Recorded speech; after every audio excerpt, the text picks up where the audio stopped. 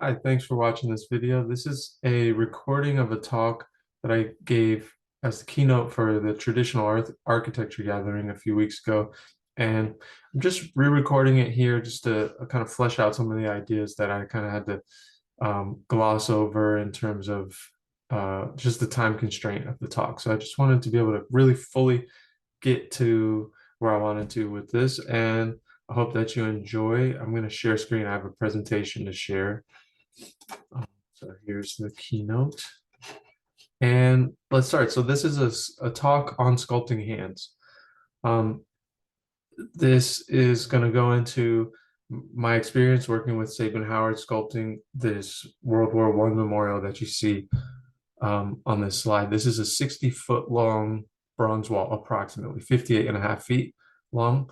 Um, and there's 38 figures, which show a soldier's journey from left to right. The soldier leaving home, entering battle, going through battle, the cost of the battle and cost of war, and then the soldier returns home back to his family. So here's a picture of the park itself, just to give you a little bit of context. And here's a video of standing on the viewing platform. This is right on the side of the White House. The White House is there. This is the Willard Hotel in Pennsylvania Avenue going this way. The Capitol building is behind you, and the Washington Monument off in this corner. And so that's just to give you a little bit of context of where this will be. But I wanted to zoom in here on a small section of the whole thing as we talk about hands. And before we get specifically into this, I just want to kind of give like a big picture idea about why we're talking about hands. Well, hands, it turns out, are very, very special and important, especially in figure sculpture, as far as communicating the psychology and expressiveness of the individuals. So typically we think of the expression contained in a portrait. You know, it's who the person is in the portrait and how they are, what they're thinking. But it turns out the hand is equally as important. So proportionally, the hand is always related to the size of the head. So when you change the size of the head, you change the size of the hand. And the head and hand are the guiding proportional keys to a successful figure sculpture. But beyond that, the hand is equally as expressive, like I said. So just from a hand, you can identify the sex of someone, you can identify the psychology, you can identify sometimes the type of work that they do, you can identify the age. So there's really a lot of character that comes out in the hand. It's also in terms of, you know, just a very basic thing. It's not covered in clothes. So it's like one of these places besides the face in typical world where there's actually exposed skin and flesh. So here we are in the middle section, middle of this sculpture. Um, oh, I guess I'll mention this. This is kind of a thought that I had before we get into that last thing. So about why else the hand is important. We concentrate our focus of our senses really in our face. We think eyes, ears, nose, mouth. Our sense perception is concentrated in our face, but our hand is basically where we focus our sense of touch, where our sense of touch is concentrated. So it really is, our hand is one of these essentially organs with which we perceive the world through our hands. And beyond that, it can take the place of some of these other senses if they fail. So if you lose your sight, how do you get around the world? You feel your way around, and you can actually create a understanding, a mental picture of the space through your sense of touch. And if you lose your sense of hearing, we've actually developed an entire language through gesture and shape, changing shape of our hands in order to communicate with each other. Every object and action can be expressed through our hands, which is really, really incredible. If you think about what it would take to create symbols to represent that much information with our hands. So with that being said, here we're going to just dive into looking at these specific figures a little bit. So starting on the left, you have this guy who's leading the charge of the battle scene. This is the end of the battle scene. And here his hand is open and his palm is up. This is a very vulnerable hand position, and it shows his sacrifice. And here he is. Then on his other side, you have like this yin and yang, light and dark. This hand is closed in a fist around his weapon. So it's almost one with the weapon. A fist is like a weapon. So I mean, geez, in one figure, you have so much content. Behind him, there's a figure who's falling. You can see this guy. Just the opposite. He's leaning almost exactly the same, but this hand, the gun and that open hand are switched. So the gun is raised, the open hand is down, and look, the palm is facing down. So the palm down, he's about to catch himself. That's kind of a self-interested gesture there. Moving on, this is the beginning of the cost of war scene. We call this the Pietà figure. He's limp, and so you see this lifelessness through the gravity taking over his hand, right? And then you get some dark planes on the bottom of these fingers here, and you have this central figure with his hand resting on the chest, open again, kind of this is like open to perceiving. He's feeling this guy's heartbeat, but he's also a medic, so he's in like a dual state where he's performing a job and a task, but he's also human, and so there's a sensitivity here that's was challenging to capture. Then you have this gas soldier. He's basically in pure agony, so his fingers are completely spread out and stiff. And this is a heroic nurse. She's lifting him up. In the shadows here, you'll be able to see when this is on the site, she's gripping his shirt and she's really almost tearing at it. And she's using all of her power to lift him up off of his feet and get him moving again. And then this is the shell shock figure, or the PTSD shell shock figure. His hands, he's stuck in two different states, and he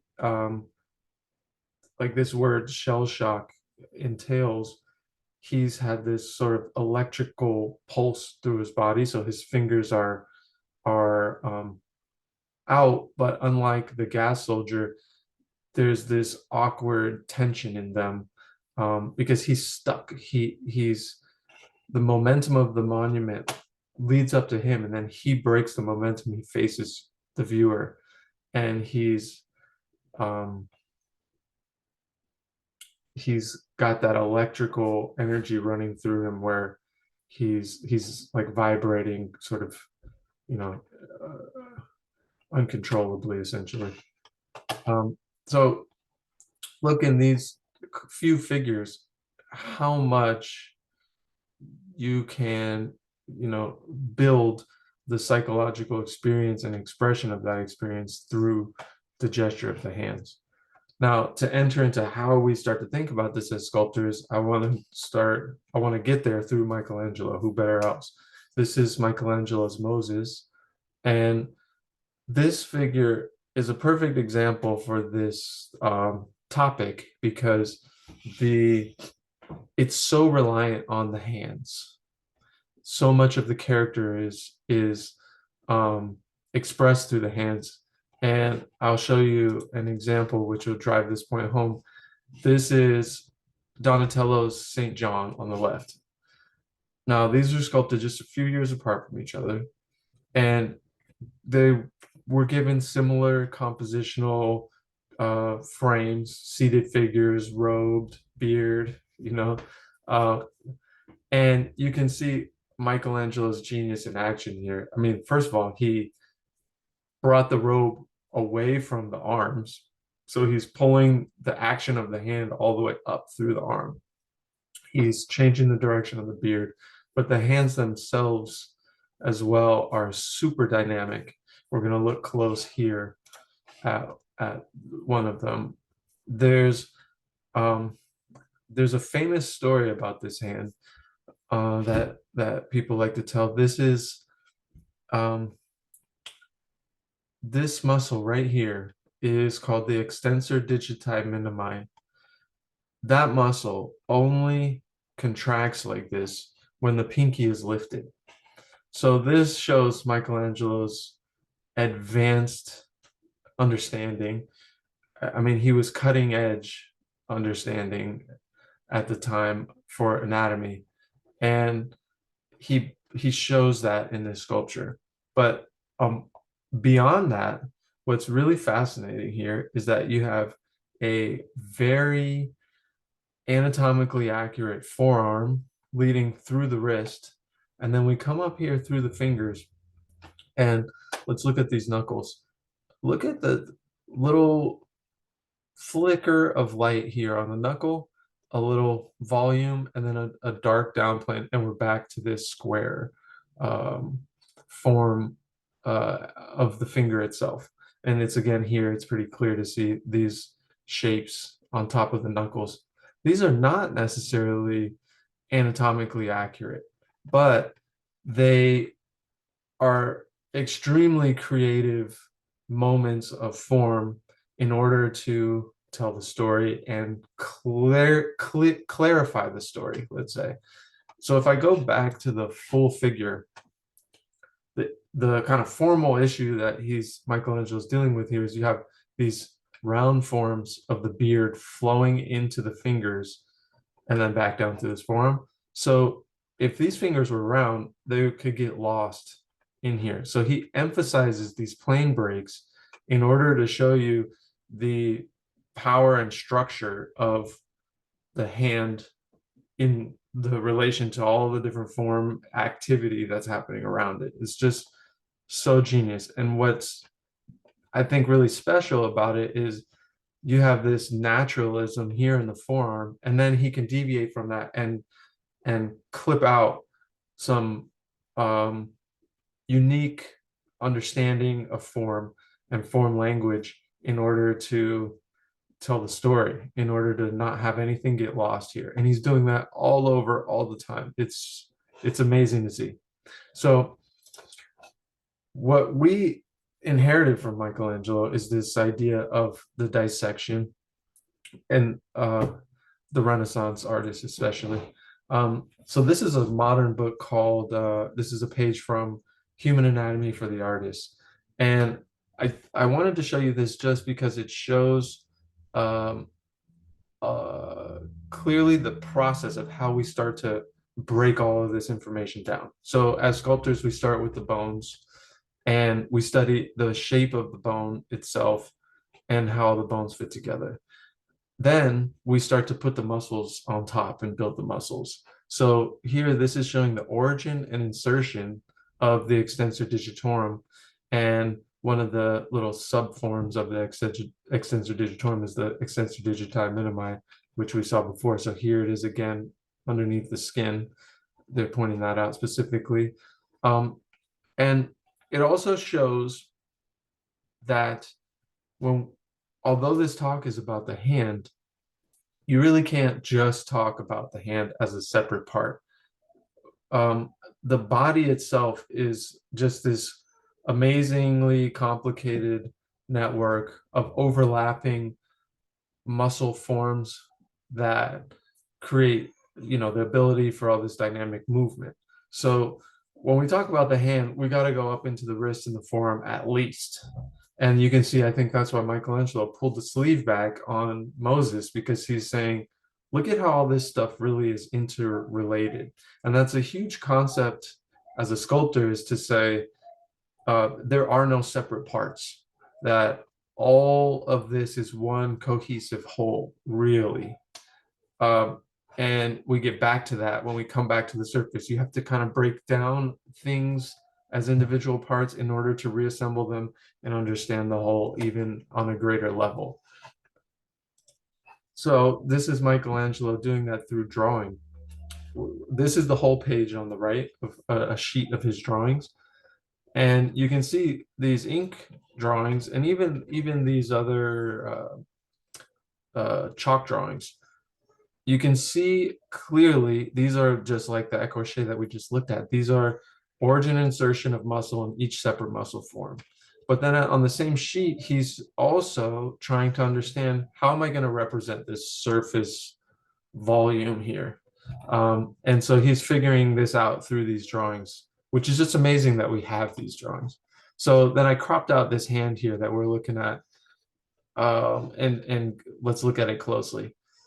So we have like this anatomical sense here going through the knuckles. You've got these tendons coming down, but then look at him using drawing as a tool to figure out how to treat form. You've got here on the knuckles, those same forms that we were looking at. He's treating them round here. These are round volumes. And even the fingertip here is round. Now, what's really interesting about that is on the final sculpture, he faceted them and created a little more planar structure. Even look here at this drawing, it's a little bit round still. And when you look at the final sculpture, there's a solidity in terms of the squareness of some of those forms, especially through the fingers, and like from this knuckle on, which is really special. So when we start to compose the figure, we start with the bones, and when we compose the gesture, the gesture comes through the bones. And I love these drawings because they really show how much the psychological character really is coming from just the relationship of the bones. These are just skeletons, bones stacked on top of bones, and each one of these is having a very clear, definite psychological experience here, and that's just bones. There's no like living flesh there at all, which is really amazing. So when we start to break down the body from the bones, and we start to build up. And when we build up, we treat the bones generally as square form, and the muscle on top as round form. So these are some drawings from Godfrey Bomis, and he's a structural anatomist, and he's showing and emphasizing this concept. So let's just look at this arm for here. The elbow, this is the bone of the ulna emerging again from this forearm. So square, round, square at the wrist, and then palm forms, round, round. The bottom of the hand is soft and fleshy, and so you get round forms on the bottom. But if you come to this drawing on the lower half of the page, where you're seeing the top of the hand, look, top of the wrist, square, rectangle, hard edge, into the knuckles, can be treated a little round. This is his game to play. Round form here between the index finger and the thumb, square form on top of the bony structure of the fingers, because the bone on the surface of the back of the hand is exposed.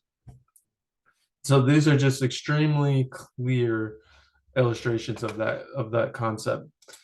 And this is another one of his drawings, which I chose to include because we're talking about square and round form, but this shows that it's a spectrum. And that's why it's a conversation that each artist is having with themselves. And you can see Michelangelo trying to figure it out. Let's look at this line drawing right here at the very top. The the fingers relatively rectangular, but you can see him trying to bend that rectangle into a cylinder. So all of a sudden he's merging the two spherical and round forms to create some cylindrical um, shape. And there's even a taper starting to emerge. So the shapes are starting to sort of blend and become a little bit more organic there. And this is Michelangelo's living symbol drawing. This is basically, let's say in figurative art, this is probably the most important sheet of paper. I mean, in my opinion, at least. Um, and I think it really just illustrates essentially everything that a figurative artist could ever strive for and need to know. Like you could basically give this piece of paper to a student and say you don't need anything else, no other textbook, just study this and this is it. So there's a couple things I want to point out here, but let's look at this zoomed in cropped portion here. I want to look at the wrists because again, Michelangelo, if we look at this wrist on the left, is treating this as a rectangular square form here, right? Then we cross over to the right side and the wrist is cylindrical going into the hand. It's super obvious here. And it's interesting in one drawing, you have them going both ways and trying to figure out which design, which form language supports the concept of this drawing, let's say, or the concept of this figure and what I'm trying to express in this figure. And I think it's pretty clear that he's going with this rectangular form.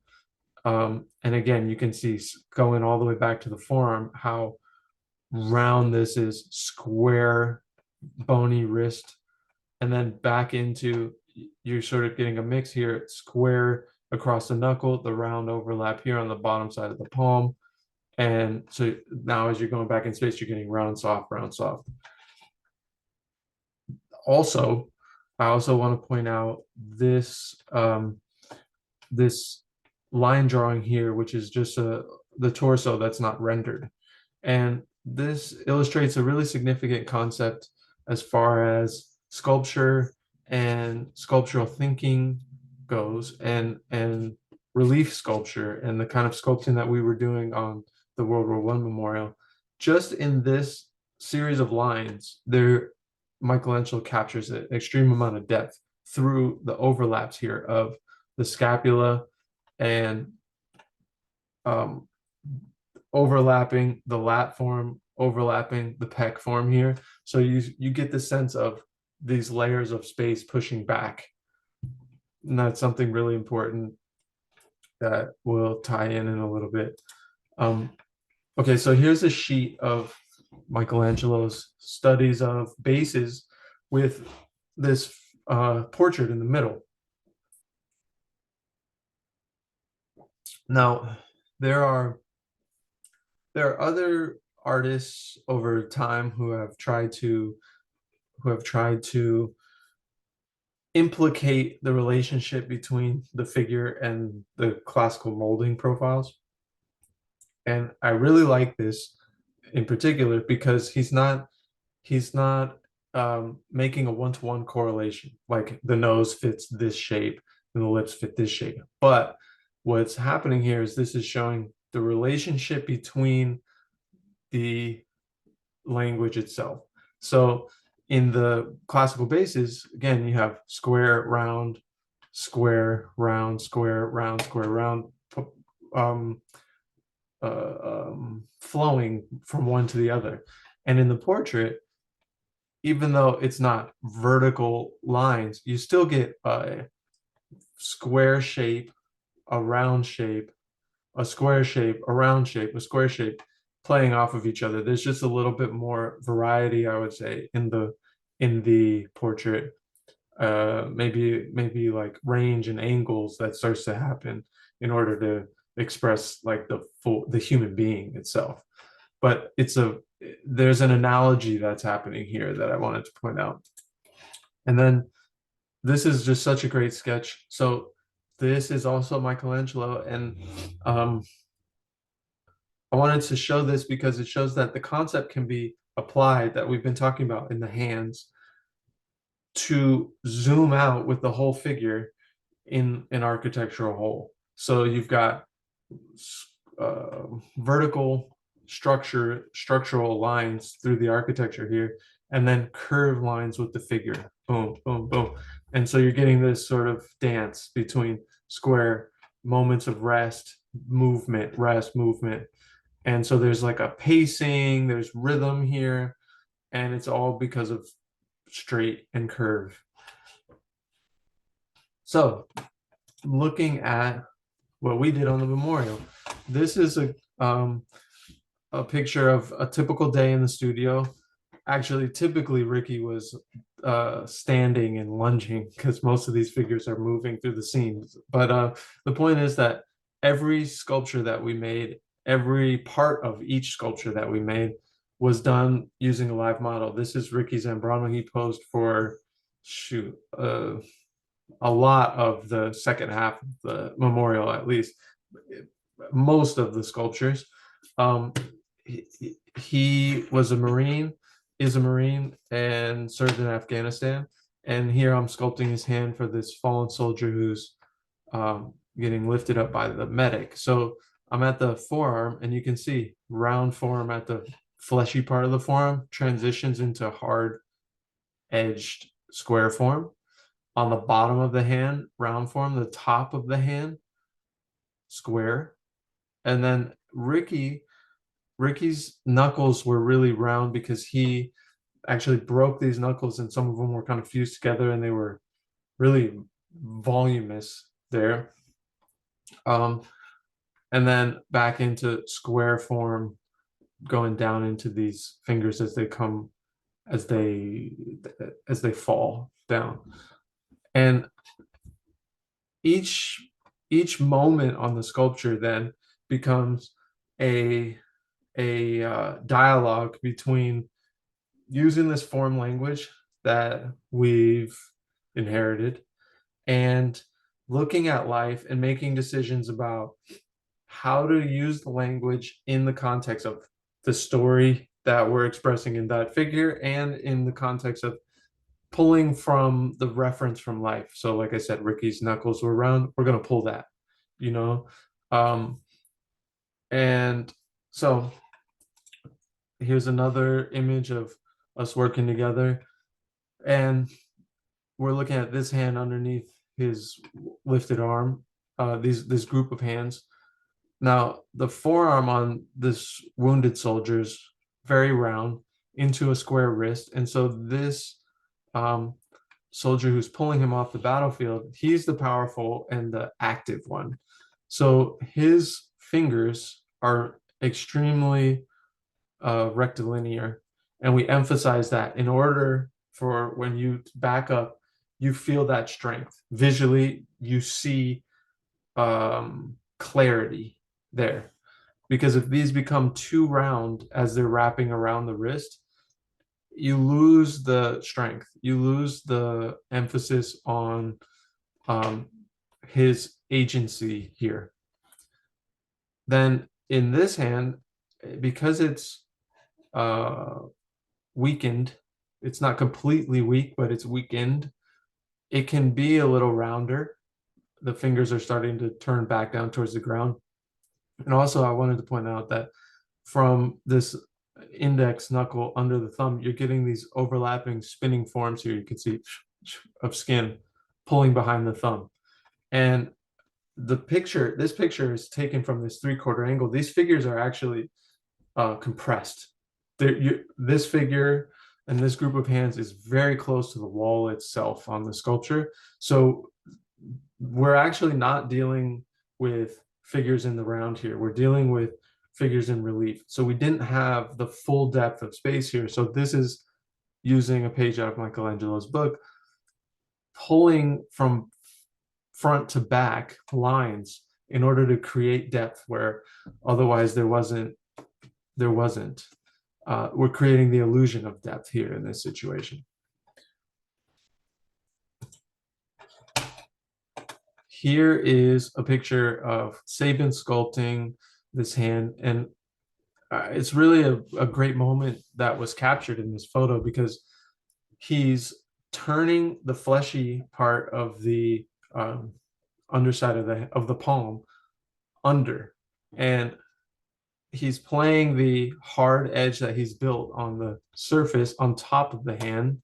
You can see these knuckles clearly squared.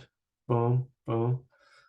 He's playing that hard edge off of the soft form on the bottom. The soft fleshy form is the life form. That's the volume, the blood, the tissue of the body. And so he's using the brush to pull that under and emphasize that round form.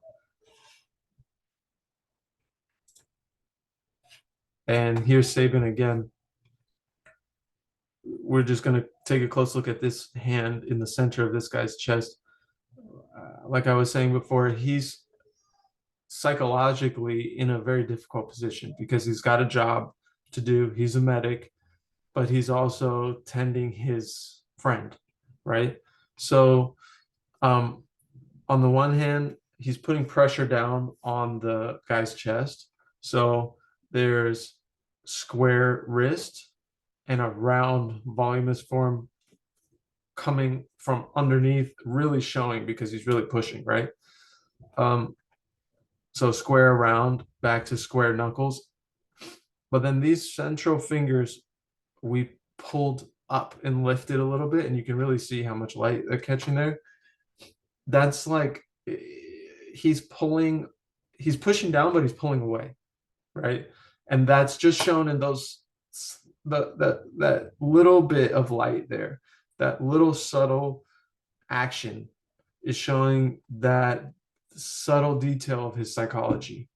So, I mean, in terms of clay, we're talking about that was Sabin's decision making, and I have a whole story in another talk I'm going to give about that moment. But we're talking about I was working on it, and he came and fixed it, and that was literally like millimeters of clay that he added there that adds that psychological depth to that moment in the sculpture. Okay, so thank you for listening through. This is just a list of where you can find us. We both have Instagram websites, obviously. And there's a documentary being made about the project, the monument as a whole. Sabin started the project in 2016, and we just finished at the end of 2023. So that's a long time for him, and there's a big story behind it all. And the unveiling of the monument is going to be on September 13th this year, just in a few months in Washington, D.C. So please spread the word, especially to your veteran friends and family and veterans in your community. The monument really is for the veterans and to express their experience in the heart of Washington, D.C. It's a super meaningful moment. It's going to be a great unveiling, but it's going to be a really important moment, I think, for Washington and for the country. So please, please, please, please share with anybody, and please all of you come. And thank you for listening. I hope this was informative and exciting, and you're excited about hands and the National World War I Memorial. Thank you, and talk to you soon. Don't hesitate to reach out.